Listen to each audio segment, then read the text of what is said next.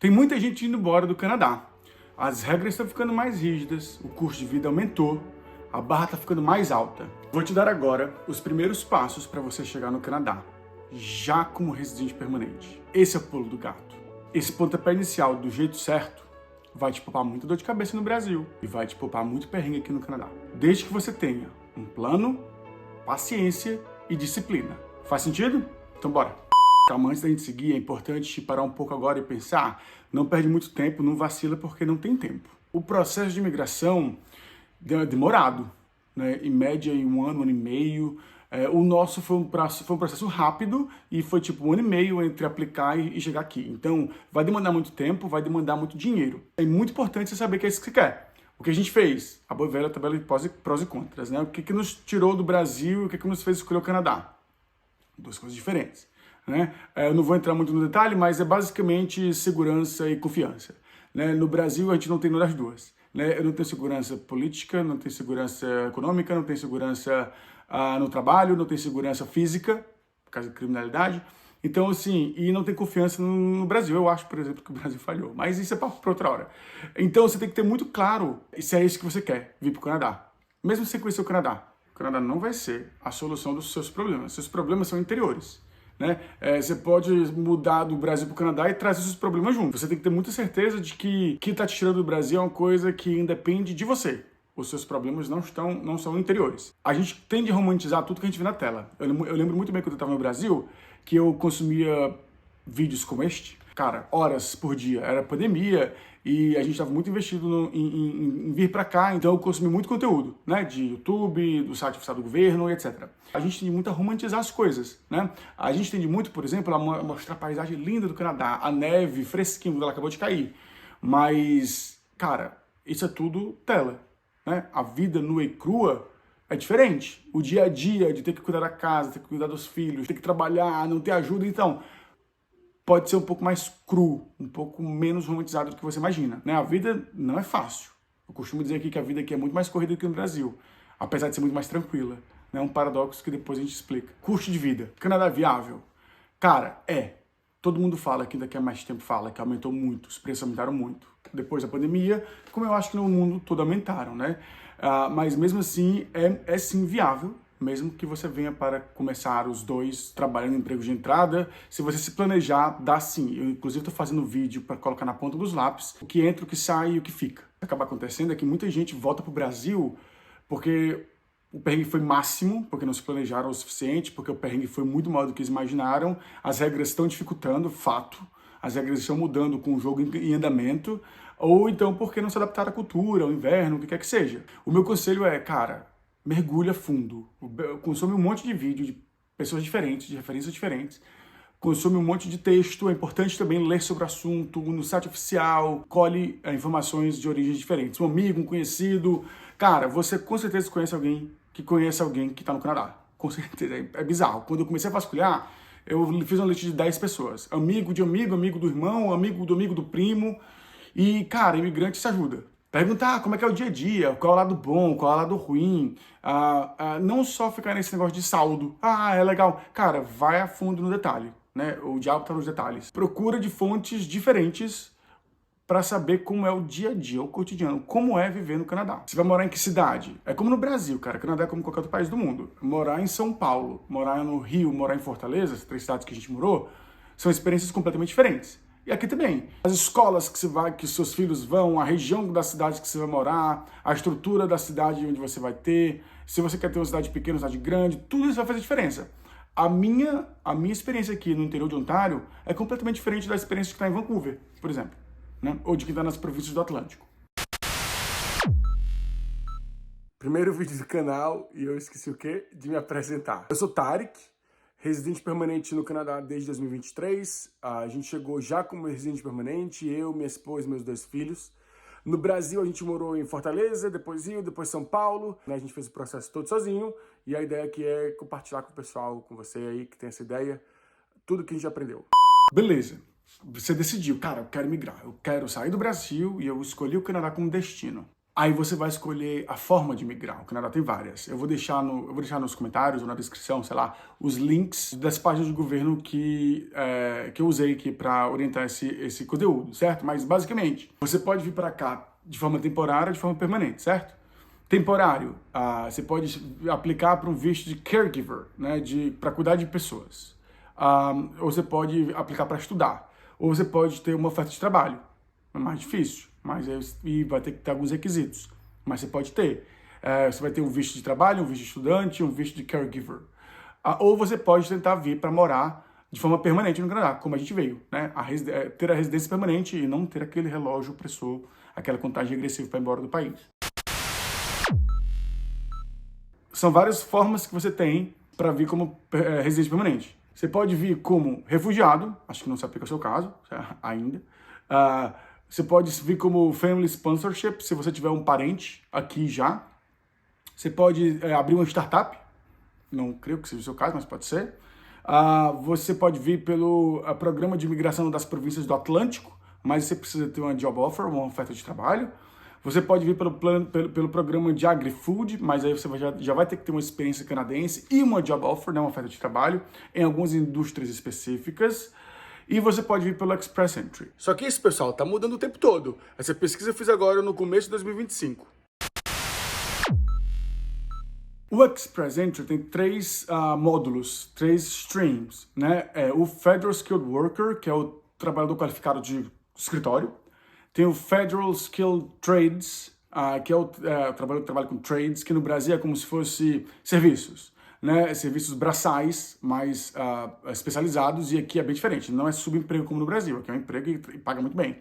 Então, é para trabalhar em construção, indústria, cara, um monte de coisa, depois a gente vai a fundo. E tem a Canadian Express Class, que é o pessoal que já tem um vínculo com o Canadá, que já morou aqui, que já trabalhou aqui. Então tem essas três streams, né, esses três módulos. Além do Express Entry, tem os programas de Quebec e os programas provinciais. O Quebec fala francês. Então, se você fala francês, muito provavelmente no Brasil você já vai falar inglês, certo?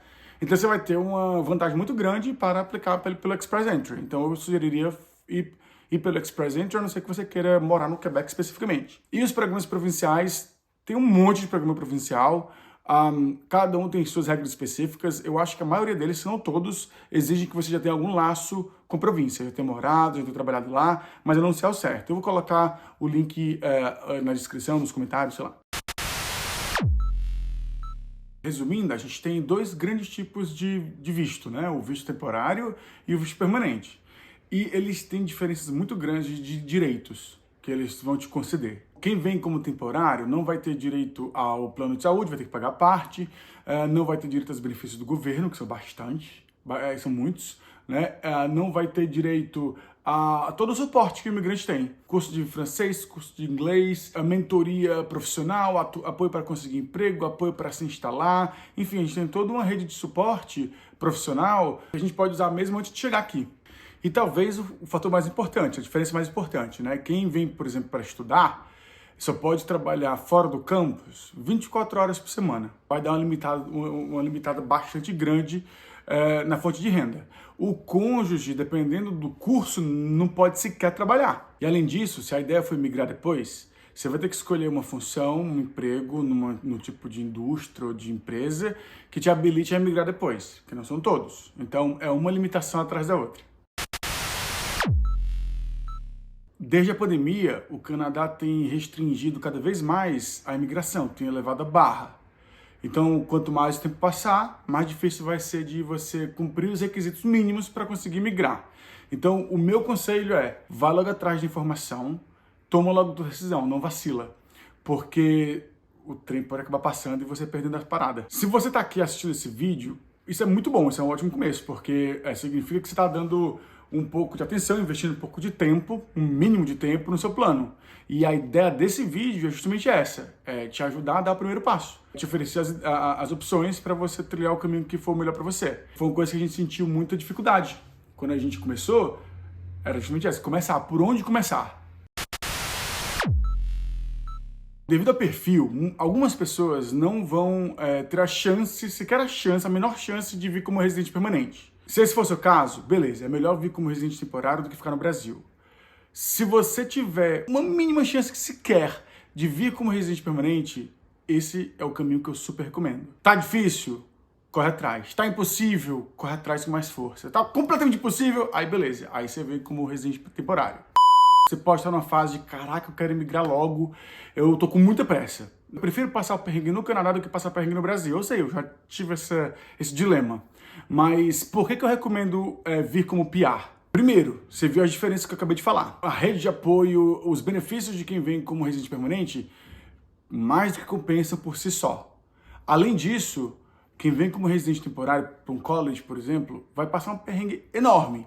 E você vai passar um perrengue num país que você não conhece, numa cultura que você não conhece, sem rede de apoio, sem sua família, se você tiver uma família no Brasil. Então, como tipo um alienígena. O que é melhor? Passar um perrengue no lugar que você já está instalado ou passar um perrengue no lugar novo? Adicionar um nível a mais de complexidade na parada. Você vai ter muito mais gastos, você vai ter o relógio da opressão, que eu sei que daqui a 5 anos, 4 anos, 3 anos, talvez tenha que voltar para o Brasil. Isso para mim é inconcebível. College é muito caro, é centenas de milhares de reais, 150, 200 mil reais num college. Muita gente faz isso, mas o que eu tô querendo dizer é, o perrengue é muito maior. Você vai passar isso tudo tendo uma preocupação adicional que é a de conseguir emprego. Né? A pessoa que vem estudar só vai poder trabalhar 24 horas por semana, a pessoa, o cônjuge, parceiro, só vai poder trabalhar de acordo com o tipo de curso que você escolher. A questão financeira pode ser uma pressão muito grande. Vamos dizer que você está comprado com a ideia de tentar, pelo menos, vir como residente permanente. Né? Quais são os caminhos que você pode trilhar? O Canadá tem muitos programas de imigração. Muitos. Mas eu vou resumir em uma frase. Se você, como a grande maioria dos brasileiros, era o nosso caso, inclusive, não tem nenhum familiar morando no Canadá e não tem experiência de vida no Canadá, nunca trabalhou no Canadá, nunca morou no Canadá, o melhor caminho vai ser tentar vir como trabalhador qualificado pelo Express Entry, o Federal Skilled Worker ou Federal Skilled Trades, mas mesmo Trades você vai ter que ter uma certificação canadense. Então, esse vai ser o seu primeiro caminho, o caminho dourado, vamos dizer assim, né? O primeiro caminho que você tem que considerar. O Express Entry, ele tem 3 streams, 3 módulos, vamos dizer assim. O Federal Skilled Workers, para os trabalhadores de escritório qualificados. O Federal Skilled Trades, para quem trabalha com serviço braçal. O encanador, o pintor, trabalhador de construção, trabalhador de transporte, trabalhador de agricultura, recursos naturais, indústria, manufatura. Só que aqui é muito regulamentado, ou regulado, sei lá, e é muito bem pago. Então, não é um subemprego como no Brasil. Você é uma pessoa preocupada com preconceito, preocupada com status, é uma coisa que você não vai se preocupar aqui. Aqui no Canadá, com uma pirâmide social muito mais flat, muito mais achatada, a gente é todo mundo uma só cultura. Né? É claro que é multicultural o país e tal, mas o que eu estou dizendo assim, não existe aquela diferença social muito grande, não existe uma diferença de classes sociais, que no Brasil é quase um casta, um sistema de castas, né? Aqui não existe. E por fim, tem a Canadian Experience Class, que é para quem já teve uma experiência de trabalho e de viver e de trabalhar no Canadá. Então, como essas duas, os Trades e o Canadian Experience Class, você vai precisar ter algum laço com o Canadá, a gente vai focar aqui muito no Federal Skilled Workers, que é o trabalhador de escritório. Se você quiser conhecer mais a fundo todos os requisitos, todos os detalhes, nessa página do governo se encontra tudo. Página oficial do governo, eu vou deixar o link lá na descrição, nos comentários, sei lá, mas para você fazer a sua própria pesquisa adequada para o seu próprio, aplicada para o seu próprio perfil. O Express Entry, ele é tipo um concursão gigantesco, em que você aplica, você se inscreve e automaticamente você vai estar concorrendo para vários tipos de funções, vamos dizer assim. Você vai ter vários caminhos.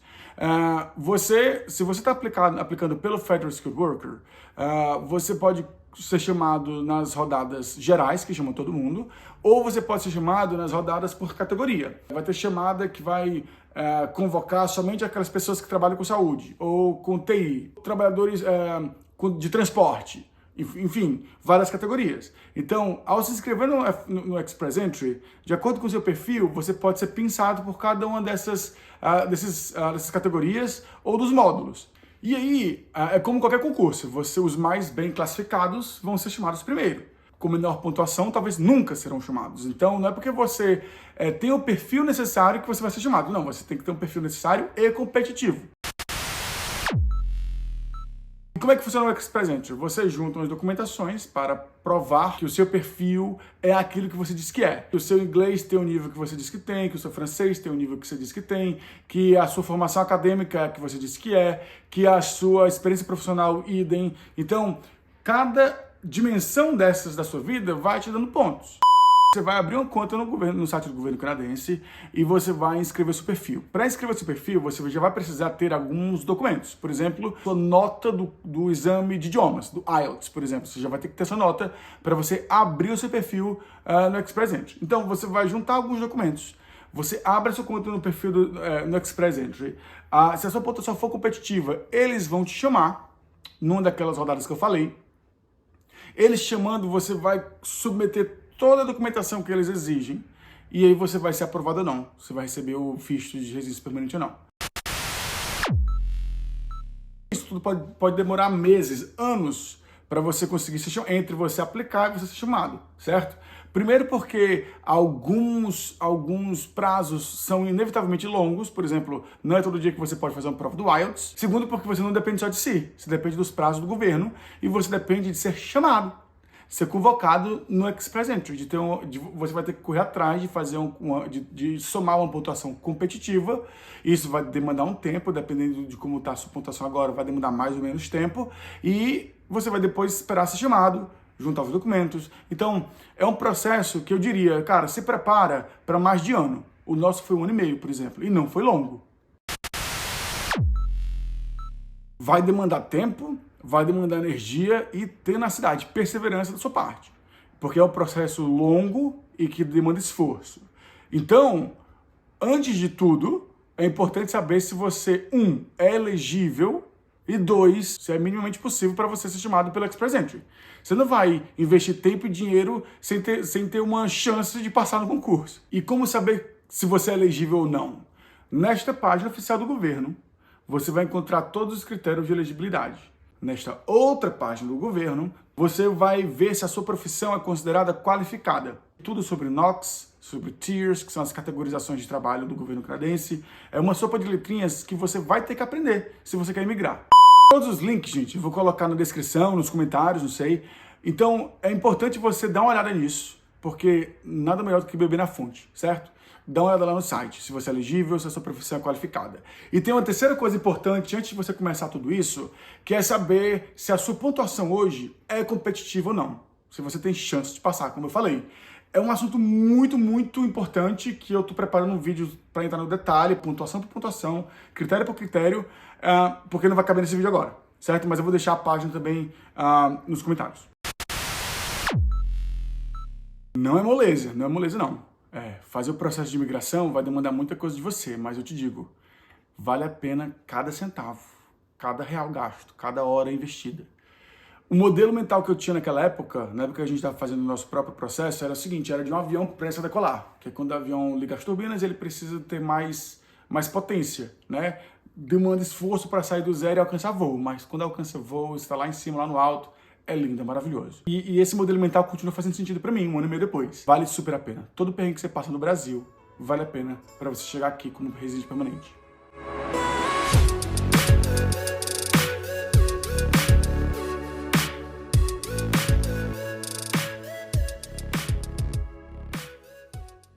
Você não pode vacilar. Se você tem essa ideia de imigrar para o Canadá, corre atrás agora. Não fica parado na moita esperando a vida passar, porque as portas estão fechando. O processo é demorado e se você perder o bonde, pode não vir outro. Quais são os documentos que você vai precisar apresentar ao longo do processo do Express Entry e quanto tempo leva para pegar cada um deles? Eu vou partir de 2 pontos iniciais. A minha experiência e 2, uma estimativa em relação ao perfil do brasileiro médio. Primeiro, idioma.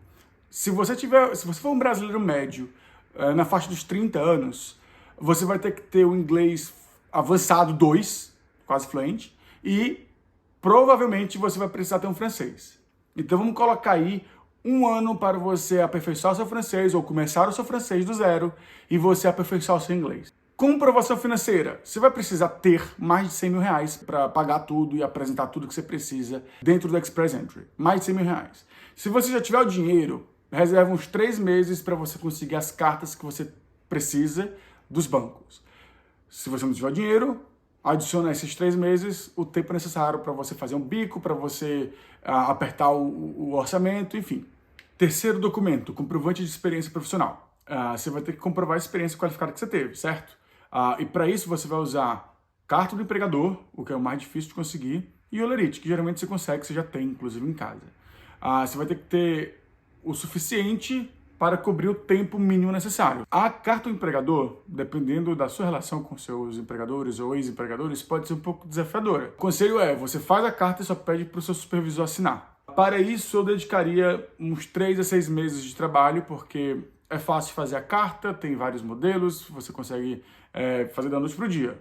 Mas daí a encontrar as pessoas, a pedir para eles assinarem, dependendo da empresa, você vai ter que ir atrás dos recursos humanos. Então, separa aí uns 3 a 6 meses para isso. 4, comprovante de graduação, de formação acadêmica, vamos dizer assim. É o seu Educational Credential Assessment. Você vai ter que fazer uma equivalência do estudo que você fez no Brasil ao estudo correspondente no Canadá. Vai demorar uns 3 a 6 meses para ter isso. Que você tem que fazer pedido para a sua faculdade, ela vai ter que enviar para o instituto fazer a validação. Às vezes a faculdade tem que enviar para você enviar para o instituto. Então isso pode demorar uns 3 a 6 meses também, dependendo da universidade, do quão organizada ela é. Talvez a sua universidade nem exista mais, talvez ela tenha sido comprada por outra, enfim. Separa aí uns 3 a 6 meses para isso. E talvez, se for o caso, você talvez tenha que começar uma MBA, uma pós-graduação que vai te dar mais pontos lá na frente. Então, se esse for o seu caso, adicionei mais 1 ano, 2. Né? E tome cuidado para você começar um curso que seja aceito, que conte pontos para o seu perfil. 5º documento, passaporte. Talvez você já tenha, muita gente já tem, mas se você não tiver, coloca aí no teu planejamento, né? Você vai ter que ter quantos meses, quantas semanas você precisa. Vai lá no site da Polícia Federal e vê, eles estão agendando para quando. Número 6, traduções. Elas perpassam todos os documentos, certo? Porque os documentos, a maioria deles vai estar em português e você vai ter que traduzir para o inglês. Mas as traduções demandam tempo também do tradutor, né? Então, a minha tradutora, que eu super recomendo, eu posso mandar para vocês depois, para quem quiser, ela é muito rápida, mas são muitos documentos. Então eu deixaria aí mais ou menos 1 a 2 meses. E aí, por fim, você vai ter alguns documentos que são mais rápidos, né, que eu acho que não precisa nem guardar tempo para tirá-los. Por exemplo, certidão de nascimento, você já tem, certo? Certidão de casamento, se for o caso, você já vai ter. Ou de adoção, por exemplo. Certificado de antecedentes criminais, certidão de antecedentes criminais na Polícia Federal. É facinho de tirar no Brasil, ainda bem. Exames médicos que você vai ter que fazer, né? Também isso é uma coisa que você marca e faz em uma semana. É caro para burro, mas você marca e faz e dá conta. E as fotos, que tem que ser tiradas por um profissional, ele vai ter que assinar o verso da foto e tudo perere parará, mas isso também, da noite pro dia você tira, né? Então é isso. Eu fiz uma planilha, pessoal, que me ajudou muito. Ajudou muita gente a manter o controle do tempo, dos documentos e monitorar um pouco o andamento do nosso processo, né? Porque muita parte dele depende de nós. A bola fica com a gente por muito tempo, para muitas coisas. Então, se vocês quiserem, dá um toque aí que eu mando nos comentários. Esse vídeo está sendo útil para você? Cara, se sim, dá um joinha. O seu joinha ele é 3 em 1. Ele te ajuda a receber mais vídeos interessantes, porque o YouTube vai te oferecer mais. Ajuda pessoas que estão interessadas a receber mais conteúdo que elas precisam. E ajuda esse cara aqui, né? Me ajuda a continuar fazendo vídeo pro canal, né? Fazer o canal valer a pena. Tutorial de como fazer uma boa ação 3 em 1. Toca na tela, espera os controles aparecerem e toca de novo no joinha. Fechou? Dá 3 segundos pra você fazer aí, ó.